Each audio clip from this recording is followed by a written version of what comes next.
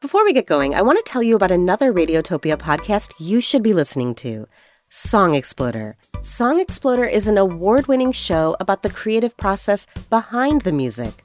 Artists break down one of their songs, letting you hear all the different layers in the recording, from instruments to beats to vocals. And most importantly, they talk about why they made the creative choices they did. But Song Exploder is not just for music nerds. It's for anyone who cares about creativity or who wants to feel inspired to create something themselves. It's hosted by Rishikesh Hirway, who you might know from the podcast Home Cooking or The West Wing Weekly. The episodes are short, about 20 minutes each, and my recommendation is to start with an episode featuring an artist you love, and then listen to one with an artist you don't know at all. There are 250 to choose from, with guests like Fleetwood Mac, Madonna, Phoebe Bridgers, FKA Twigs, Dua Lipa, and more. Each episode really is a miniature portrait of an artist and how their creative mind works, with the song as the lens we see them through. It's also a great way to discover new music. Find your favorite episode of Song Exploder and subscribe wherever you listen to podcasts or at songexploder.net. February 14th.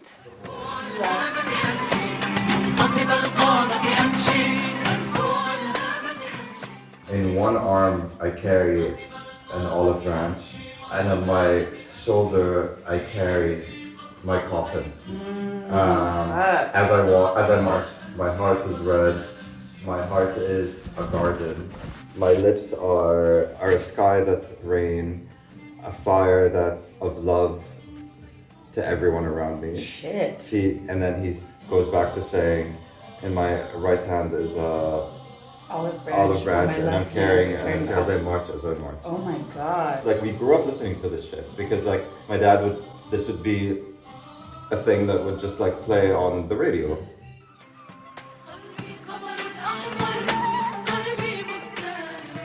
I had sort of, like, made up my mind about the whole Amsterdam thing. So I planned myself in a country where 50% of my money would be going towards taxes to a government that is fucking abstaining, calling for a ceasefire. They're doing Switzerland? They're doing Switzerland.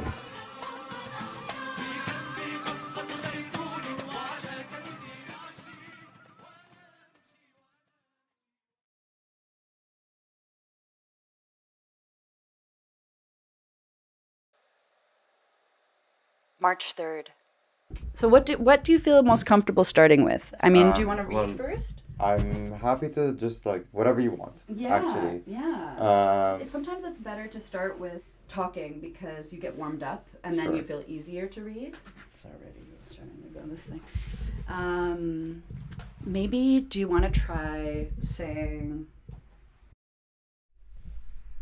من مسرح عشتار فلسطين و Mermaid Palace هذا هو القلب.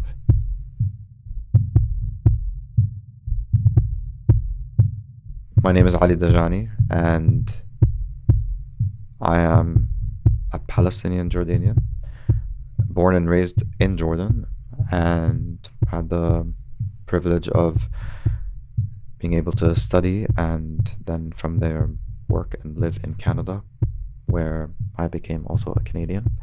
and friends with me. Yes, and today we read to you the Gaza Monologues, written in 2010 by 33 different individuals from Gaza who wanted their voices heard. You could start by telling me your relationship to this. Tell me about your family and like what your story is.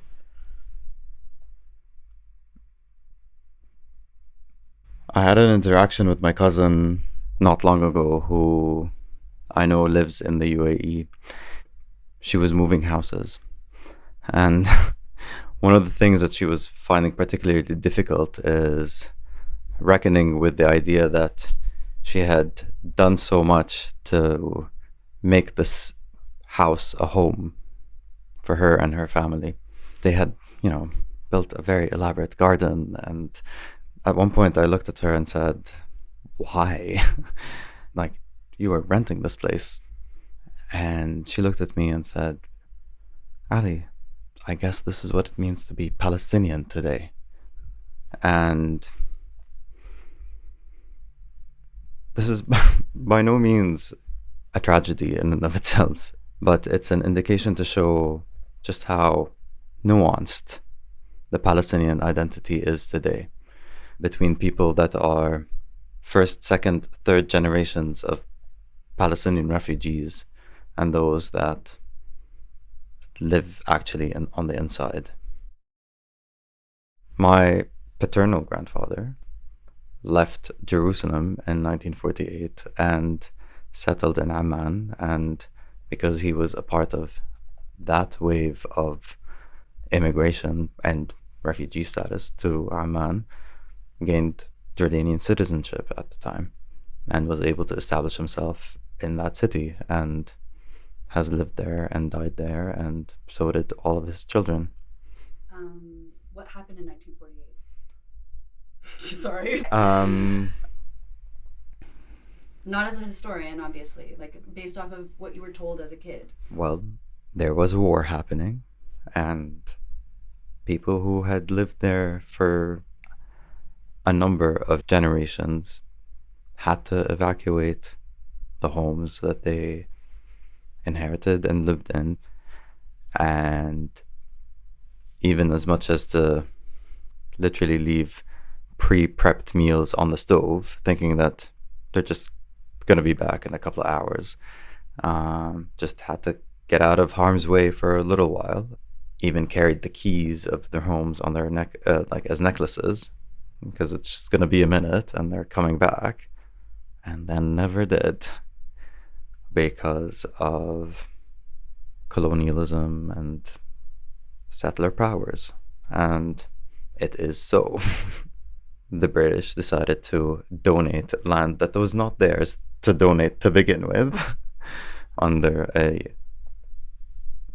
very irrational concept of ownership, and just decided to donate the land to the Zionist project in Europe.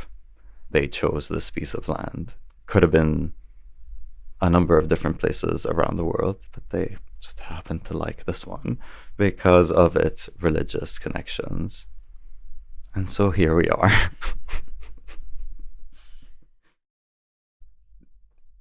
There have been Palestinian deaths happening on an ongoing level, under occupation, in this concentration camp situation, whatever you want to call Gaza. I mean, even before October 7th, 2023 was by far already the deadliest year for Palestinians. Bloodiest year that it's seen in peaceful times. So, can we be frank about that? These issues have been in existence throughout our entire adulthood. The mere existence of these monologues back from 2010. It is an ongoing atrocity that has been happening on a day-to-day basis for the entirety of our human life as 37, 8-ish year olds, right?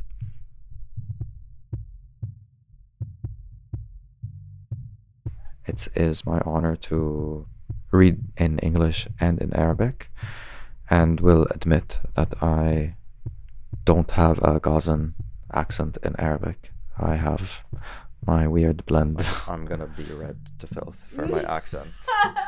Ahmed Ruzi, of me trying to born 1993, Al Wahda Street. Ahmed Ruzi was 17 when he wrote this.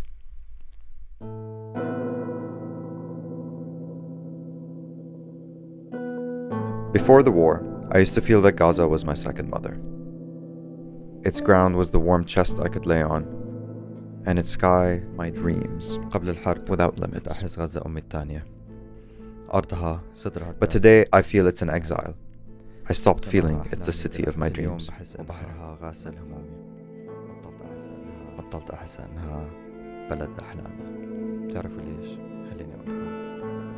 في الحرب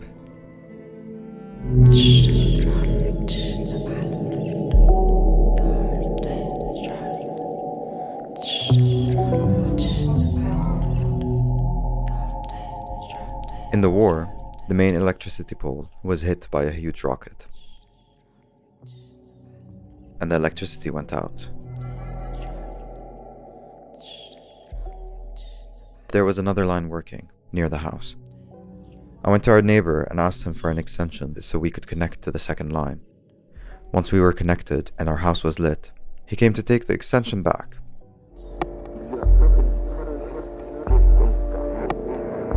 We had a huge fight. In war, everyone thinks about themselves. A lot of people had 20 bags of flour, whilst others didn't have a piece of bread. Most people locked up their things and decided not to give anything to anyone. Others were good and helpful. Back to our topic. We didn't agree to return the connection to him, even though it was his extension that we were using. And for the first time, I realized how bad we can be.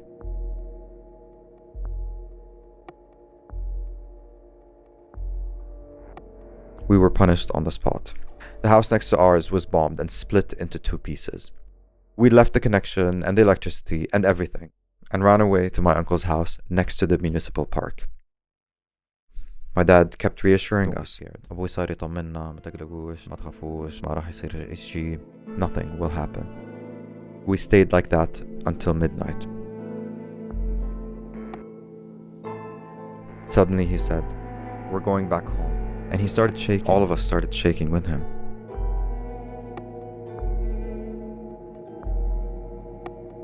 We ran home in the middle of the night with my uncle's family.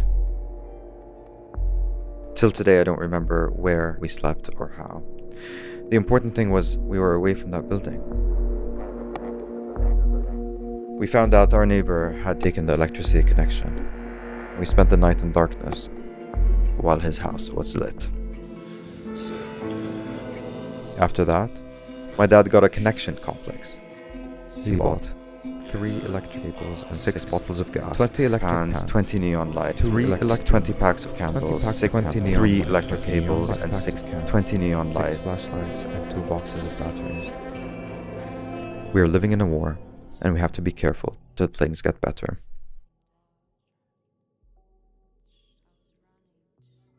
It's as though I was generous before the war, or maybe I didn't know the value of things. I couldn't believe that there would be a day when I wouldn't find a drink of water or a piece of bread.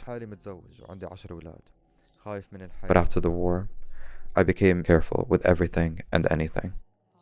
I started barely sweetening my tea, and if I broke a loaf of bread, I wasn't allowed to finish it. I lost my appetite for food.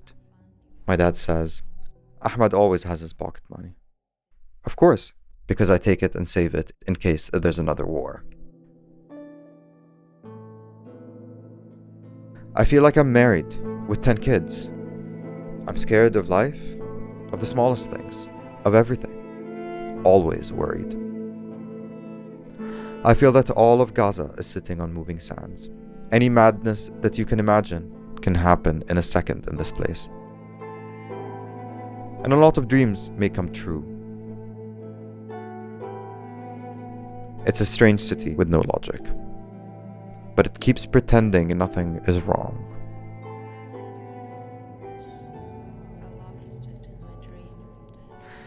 Actually, Gaza is full of poverty, and there are people who pick up their food from the garbage. Things keep getting worse, and the biggest tragedy is that there's nothing to stop that happening.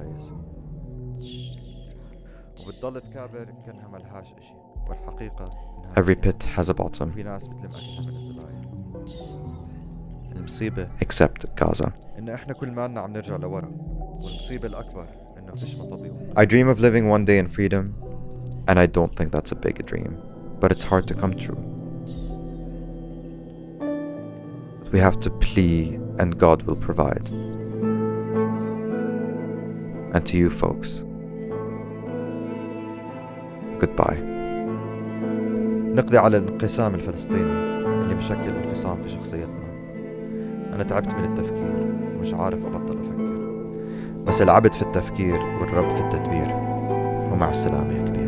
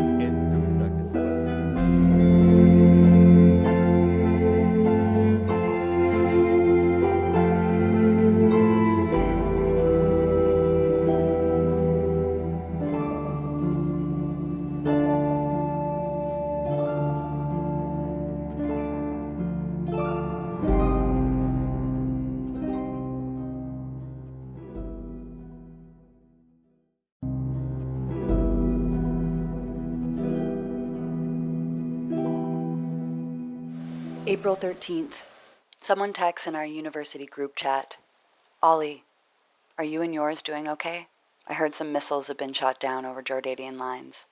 Ollie writes back, "Yeah, I fell asleep right before the attack. Madness, the whole thing. Seems like the US and Israel have managed to drag Jordan into this." April 14th. Enraging to think that zero coverage mentioning the fact that this is really in response to the consulate bombing in Syria, as though it's happening in a vacuum.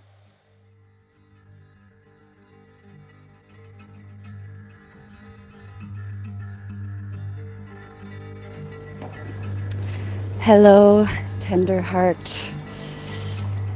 I just called because I saw some of I don't really follow in the Doug thread, okay? But it sounds like something very scary happened. And I just wanted to call and see how you're doing. Anyway, I guess words are dumb with stuff like this, but... Hi, darling. It's been a roller coaster of a couple of weeks. It was stressful with the whole Iran-Israel thing. People woke up to the sounds of warplanes, and it was a bomb that was dropped just 20 minutes away from my house. It didn't explode. It was neutralized, I guess, in the air. Yeah, not cool. And just sending love and support and hugs to your nervous system right now, okay? Okay, take care, and let's talk soon. Okay, bye. Hi, darling. I'm sorry that it's taken me a minute to reply, but I have moved to Abu Dhabi. And I have started a new job. Yeah, so my first day was yesterday. And it's always good to hear your voice, my love.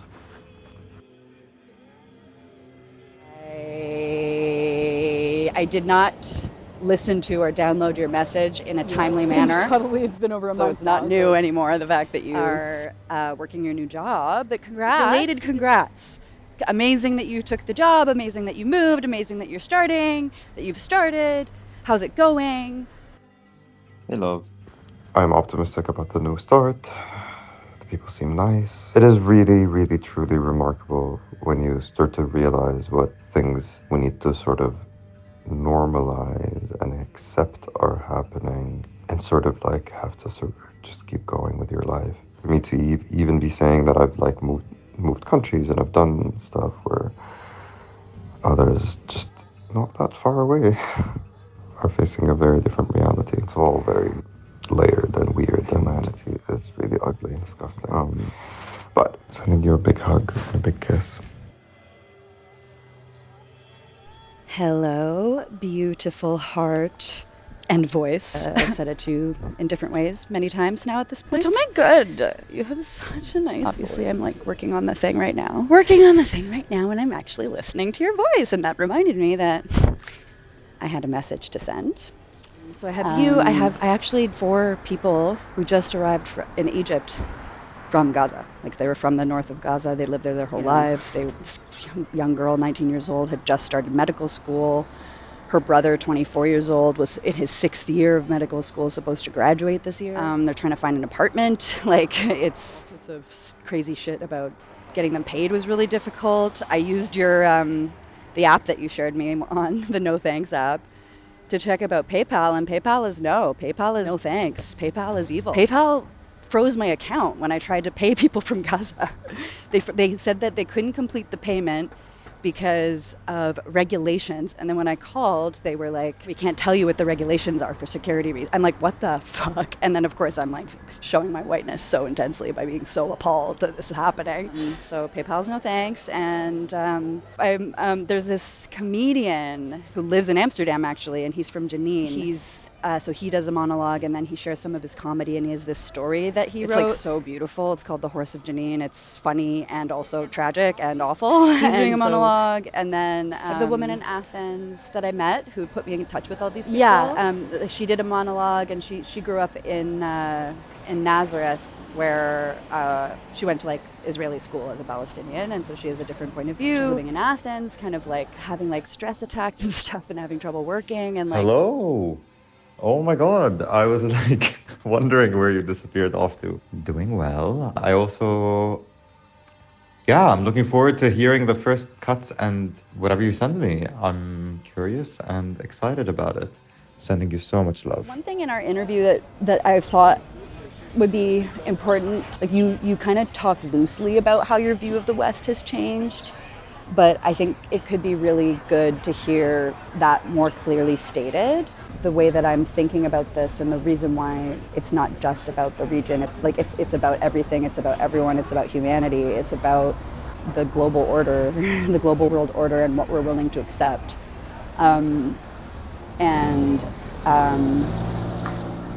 Everybody is implicated in what's happening, and I want to speak to that a little bit, I want to speak to the way that is exemplified on a very tangible and somewhat seemingly mundane level of like choosing where you work or where you want to live. To be asking the question of whether or not you want to live in a Western country, Amsterdam, and all the tax dollars going to this country that did Switzerland for the ceasefire. Like that's how the fall of these like superpowers is going to start happening, because the American dominance, it does come from military power, obviously, but it also comes from cultural dominance.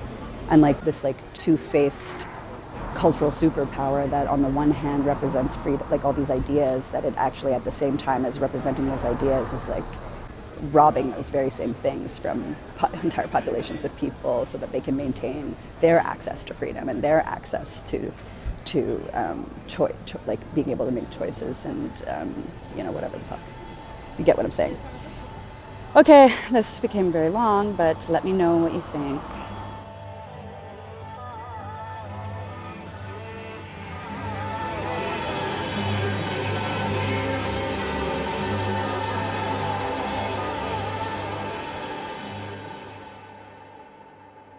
Growing up, I had a very favorable view of the West. I, like many others in the space that I grew up in, were given an international education and upbringing. I will never forget the fact that our school principal always told us that we were being brought up to think of ourselves as citizens of the world, not just citizens of Jordan.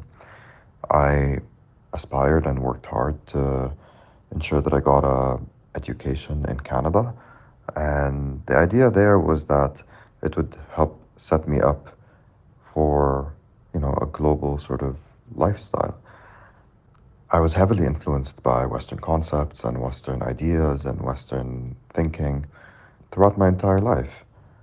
The school programs that I attended were all quote-unquote international, i.e. Western-based. Success was always measured using like Western, so to speak, guideposts. And of course, Western concepts influenced my sense of right and wrong, my sense of morality, my sense of what's just and what's not, my perception of international law. And I distinctly remember that following October 7th, I felt a sensation of grief coming over me.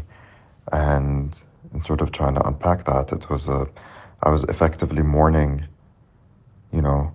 my life as it was, and realizing that I'm entering a new sort of like state of being and state of consciousness. So because I've been in this moment of transition with regards to my career, I got to spend a couple of months in Amsterdam at the beginning of this year while the genocide was happening, to just check out the viability of that city as a place to work and live.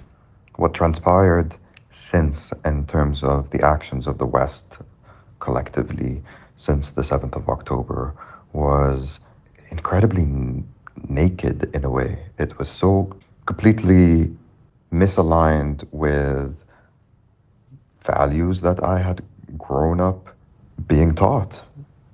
And again, it got me thinking about my role, my impact, the agency that I have.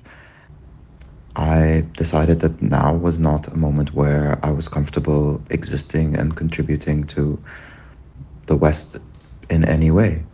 And because of the nature of my work, I decided to direct those efforts back into the Middle East and back to a community and a population that I felt more aligned with.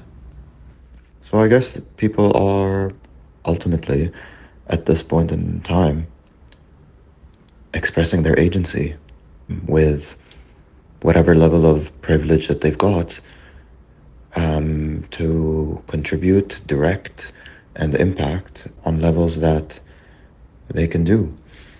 For me, it meant a choice of where to live and what system to contribute to. For others, it dictates who their employer is, and others, it can be as much as not drinking Starbucks and Coca-Cola. I saw an article saying that the big like McDonald's, they lost a lot of money. A lot of money. Well, that's the thing. Starbucks, same. Yep. That's the thing. I mean, what I said when I listened to that episode of Al Jazeera where it was talking about international opinion, it fucking matters. But as you said, it's drip, drip, drip, drip, drip, drip, drip, slow. This was episode 1 of Great Love. In the episode, you hear KP reference an app that Ali showed her called No Thanks. So PayPal's No Thanks, and No Thanks is an app developed by pro-Palestinian activists that allows you to scan barcodes of any product and find out whether or not they support the genocide. So now, at the grocery store, whenever you're buying something, just scan it and it'll tell you. Unilever stuff out. If you want to see the beautiful face of Ali Dajani and his grandfather's very special, very old Palestinian passport, follow us at Mermaid Palace Art on Instagram. You can also follow Caitlin at Caitlin Prest on Instagram. This episode featured dear, dear friends Ali Dajani and Caitlin Prest. The audio was produced and sound designed by Caitlin Prest and me, Yasmin Mansouri.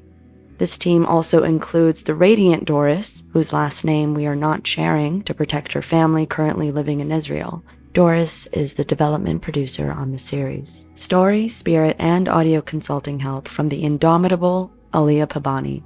She is also one of the featured artists on the show, so ready your hearts for her episode coming later in the series. Jess Shane is our post-production coordinator. Ali Dajani is our editorial advisor. Social media art support by Matisse Poire-Prest.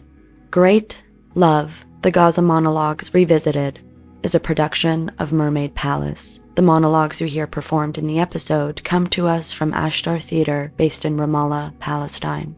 The series of 31 monologues were produced in 2010 as part of the psychosocial work they do to help youth process the trauma of war. Support the theater at ashtartheater.org.